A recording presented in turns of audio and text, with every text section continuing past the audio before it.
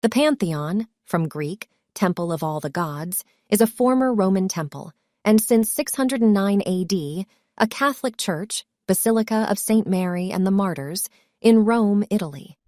It is one of the best preserved of all ancient Roman buildings, in large part because it has been in continuous use throughout its history. Since the 7th century, it has been a church dedicated to St. Mary and the Martyrs, but informally known as Santa Maria Rotonda.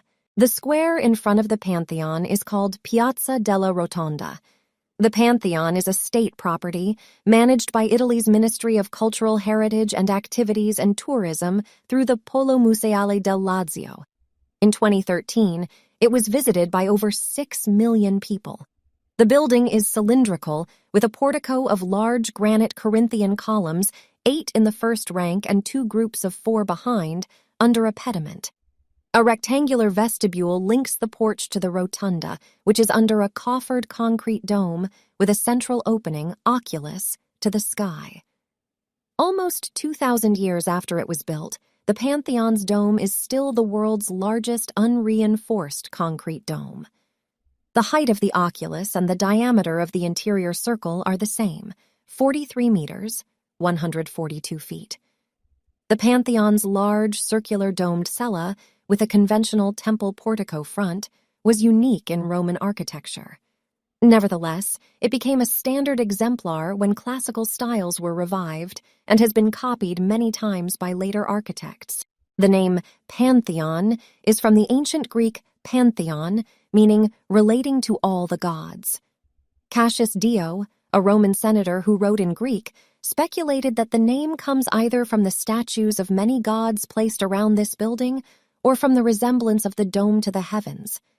His uncertainty strongly suggests that Pantheon, or Pantheon, was merely a nickname, not the formal name of the building. The concept of a pantheon dedicated to all the gods is questionable.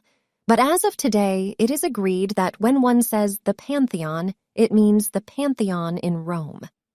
Since the French Revolution, when the Church of Saint Genevieve in Paris was deconsecrated and turned into the secular monument called the Pantheon of Paris, the generic term Pantheon has sometimes been applied to other buildings in which illustrious dead are honored or buried. The history of this place is incredible and intriguing. It all began in the aftermath of the naval battle of Actium, 31 BC. When Octavian's army led by Marcus Agrippa defeated the combined fleets of both Mark Antony and Cleopatra VII, Marcus Agrippa started an impressive building program. The Pantheon was a part of the complex created by him on his own property in the Campus Martius in 2919 BC, which included 3 buildings aligned from south to north: the Baths of Agrippa, the Basilica of Neptune, and the Pantheon. It seems likely that the Pantheon was a private place, not a public temple. The former would help explain how the building could have so easily lost its original name and purpose in such a relatively short period. The Latin inscription on the front of the temple reads, "Marcus Agrippa, son of Lucius, made this when consul for the 3rd time." Archaeological excavations have shown that the Pantheon of Agrippa had been completely ruined except for the facade. The present construction began in 114 AD, under Trajan, 4 years after it was destroyed by fire for the 2nd time. Based on stylistic evidence, Apollodorus of Damascus, Trajan's architect, was the obvious new architect. After 80 AD, the Emperor Domitian, known for his enthusiasm for building, restored the Pantheon in Rome. Later, the architects of the Emperor Trajan partially rebuilt it. But unfortunately, it was burnt again in 110 AD. The Pantheon was recreated and beautifully decorated by architects of the Emperor Hadrian. The main works were finished in 125 AD, and the building looked close to what we have now. In 202, the building was repaired by the joint emperors Septimius Severus and his son Caracalla, for which there is another, smaller inscription on the architrave of the facade under the aforementioned larger text.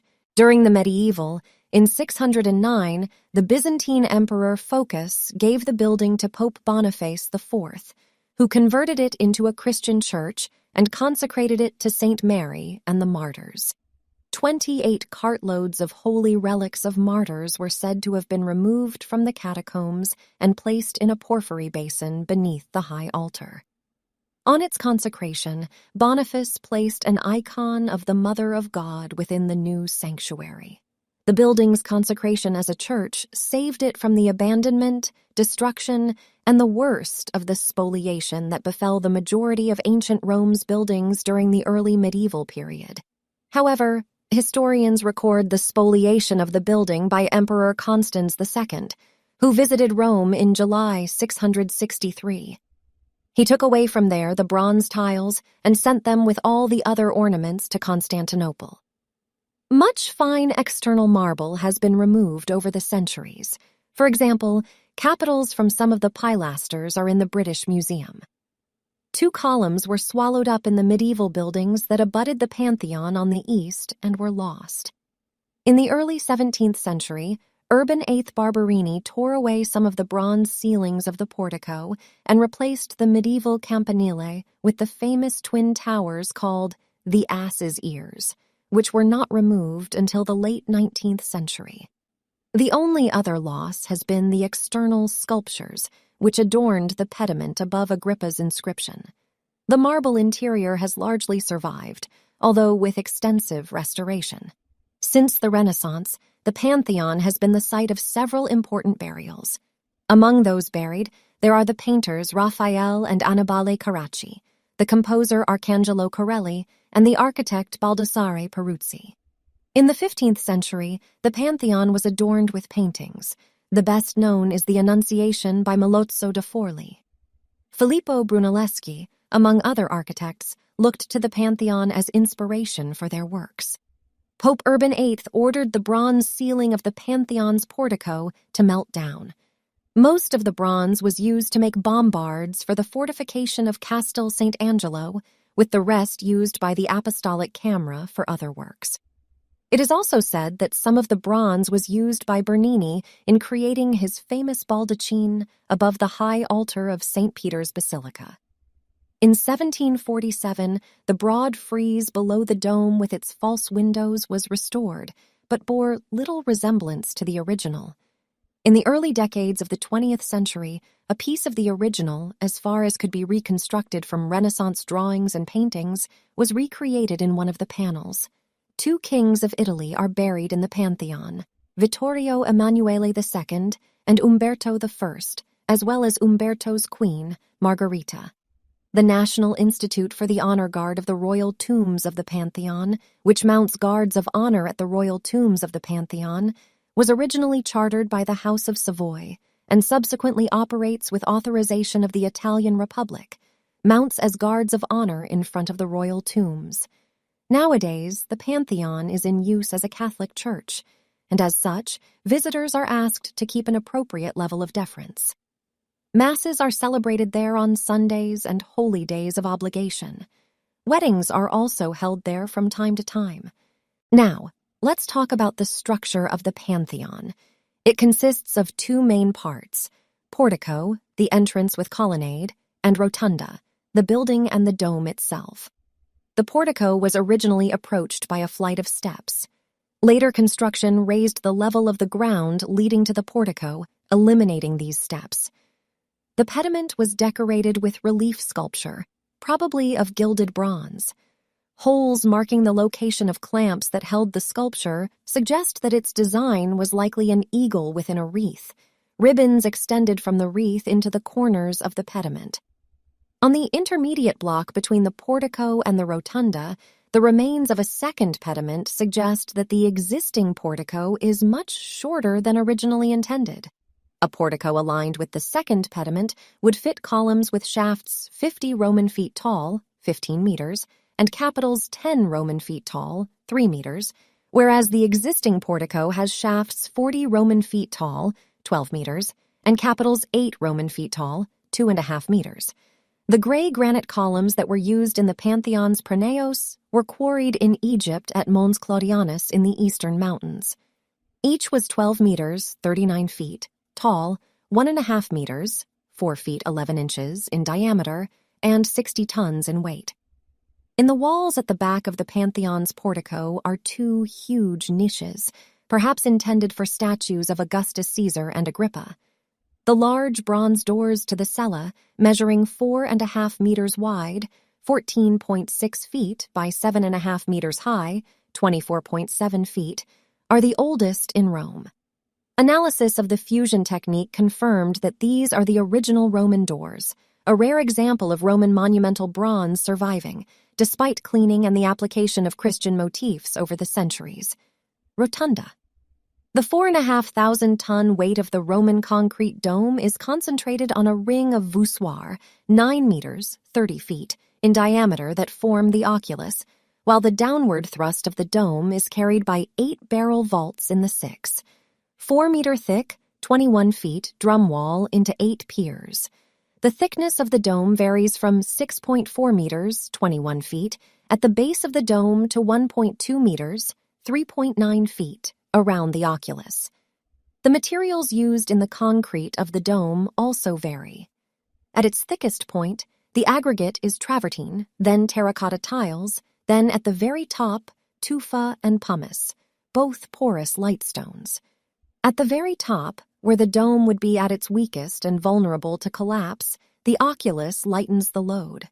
The stresses in the dome were found to be substantially reduced by the use of successively less dense aggregate stones, such as small pots or pieces of pumice, in higher layers of the dome. If normal weight concrete had been used throughout, the stresses in the arch would have been some 80% greater. Hidden chambers engineered within the rotunda form a sophisticated structural system. This reduced the weight of the roof, as did the oculus, eliminating the apex. The top of the rotunda wall features a series of brick relieving arches, visible on the outside and built into the mass of the brickwork. The Pantheon is full of such devices. For example, there are relieving arches over the recesses inside, but all these arches were hidden by marble facing on the interior and possibly by stone revetment or stucco on the exterior. The height of the oculus and the diameter of the interior circle are the same, 43.3 meters, 142 feet, so the whole interior would fit exactly within a cube or a 43.3 m sphere. The Pantheon still holds the record for the world's largest unreinforced concrete dome. It is also substantially larger than earlier domes. It is the only masonry dome to not require reinforcement. All other extant ancient domes were either designed with tie rods, chains, and banding, or have been retrofitted with such devices to prevent collapse. Now let's talk about the interior of the Pantheon. Upon entry, visitors are greeted by an enormous rounded room covered by the dome.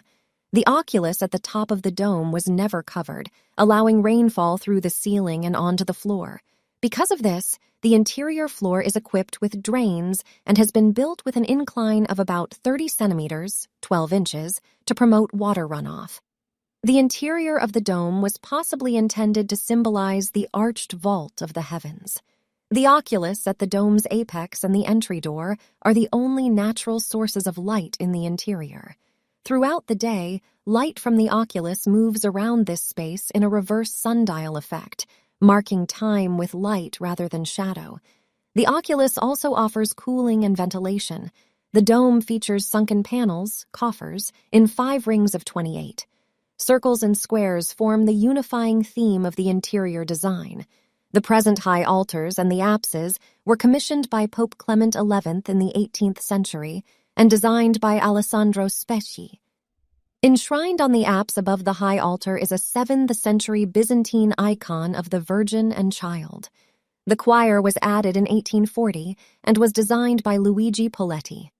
The first niche to the right holds a Madonna of the Girdle and St. Nicholas of Bari painted by an unknown artist. The first chapel on the right, the Chapel of the Annunciation. On the left side is a canvas by Clement Maioli of St. Lawrence and St. Agnes. On the right wall is the Incredulity of St. Thomas, 1633, by Pietro Bonzi. The second niche has a 15th century fresco of the Tuscan school depicting the coronation of the Virgin. In the second chapel is the tomb of King Victor Emmanuel II, died 1878. The third niche has a sculpture of Saint Anne and the Blessed Virgin. In the third chapel is a painting of the Umbrian school.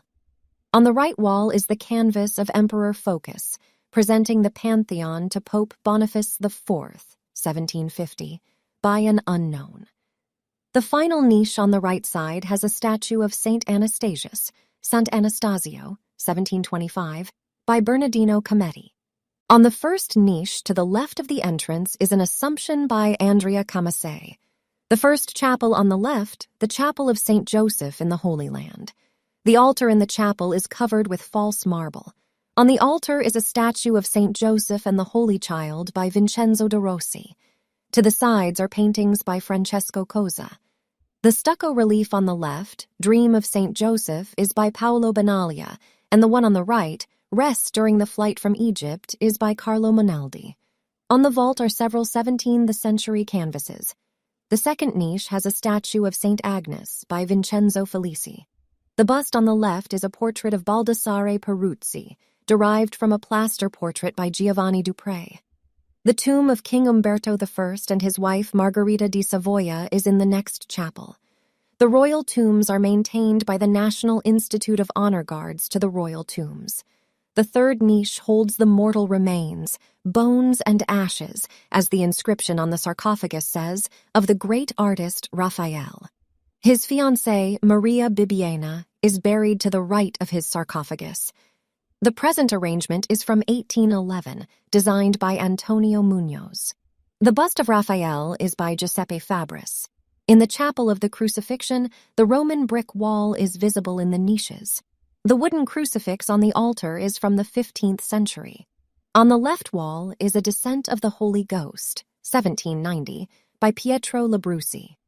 On the right side is the low-relief Cardinal Consalvi presents to Pope Pius VII. The bust is a portrait of Cardinal Agostino Rivarola. The final niche on this side has a statue of Saint Evasius by Francesco Moderati. Useful takeaways. The Pantheon is the best preserved example of an ancient Roman monumental building. Around 6 million tourists come to visit this place annually. One of the greatest artists, Raphael, was buried here. It has been enormously influential in Western architecture from at least the Renaissance. The Pantheon still holds the record for the world's largest unreinforced concrete dome. The history of the building begins in 29 BC with the Roman general Marcus Agrippa as a private temple. The Pantheon survived multiple fires and dangers. It came through several major reconstructions and rebuildings but still saved the sense of ancient Rome.